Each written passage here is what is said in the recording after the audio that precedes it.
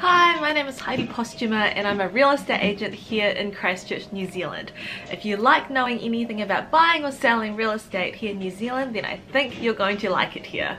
So today's video is part 3 of my real estate jargon series. If you haven't seen the other videos, I recommend you clicking back to watch the other ones. So today is all about the sale and purchase agreement and all the jargon that's in that. So when it comes to a sale and purchase agreement, there are a few things that would be quite helpful if you knew beforehand. The first thing I always say is to make sure to check and double check that your names at the top is correct. Another thing is to make sure you have an idea of what conditions you need to put down. You can put in an unconditional offer if you'd like, but chances are there will be a few conditions that you need to satisfy before going ahead with the purchase. I would say yes, you want to make your offer as attractive as possible and as unconditional as possible, but if you need to put in a condition, then put in the condition. So the main conditions that are on the front page of a sale and purchase agreement include finance, a building report, the LIM, a toxicology report, and OIA, which stands for Overseas Investment Act, and the Land Consent Act. If you are a New Zealand resident or citizen, then OIA and the Land Consent Act usually doesn't apply to you. If your bank requires you to tell them the address of each house to pre-approve each house, then yes, you probably do need finance.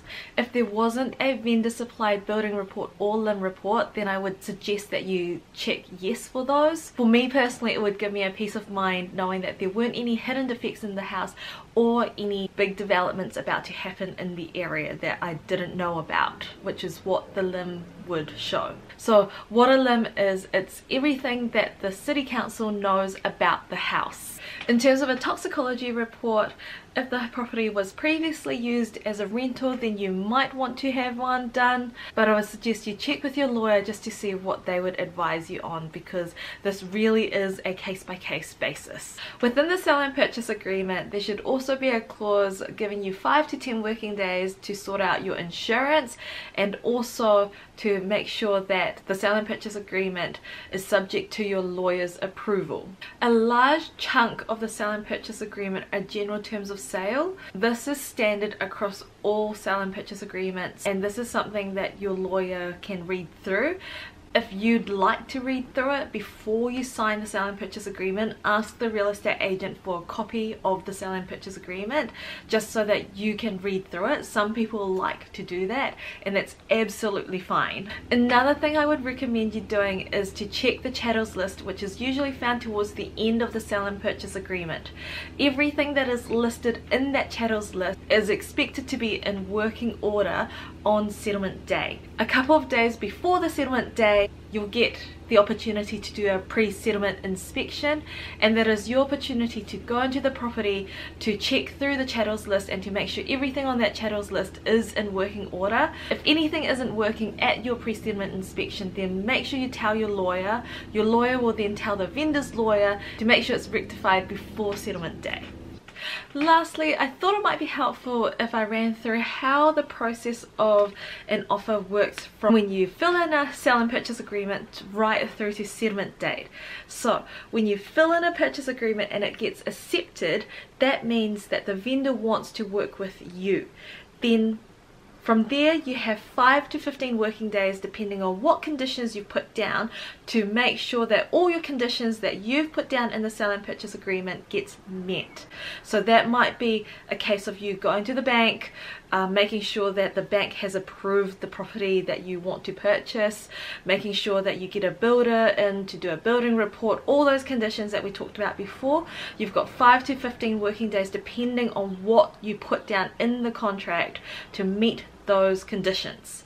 From there, if all the conditions are met, then upon the 16th working day, the property goes unconditional. This usually is the point where you need to pay the deposit. From there, so it goes unconditional, which means that it is sold to you. There's a period of time to the settlement day.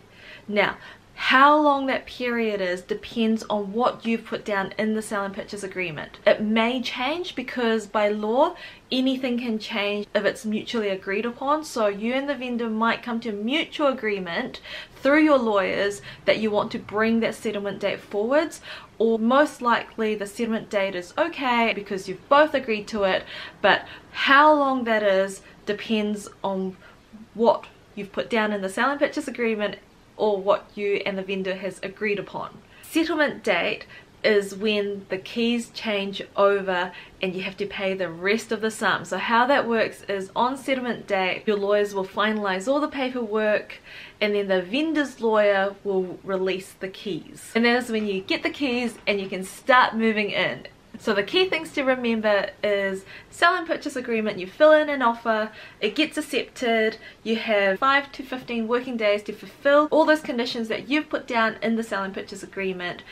Then it goes unconditional. That is usually when the deposit gets paid, and then from there there's a period of time till settlement, and settlement is when you get the keys and you can start moving in and the property becomes officially yours. I hope this video was helpful. If you have any questions or any comments, please feel free to comment below. Otherwise, I'll see you in my next one. Bye!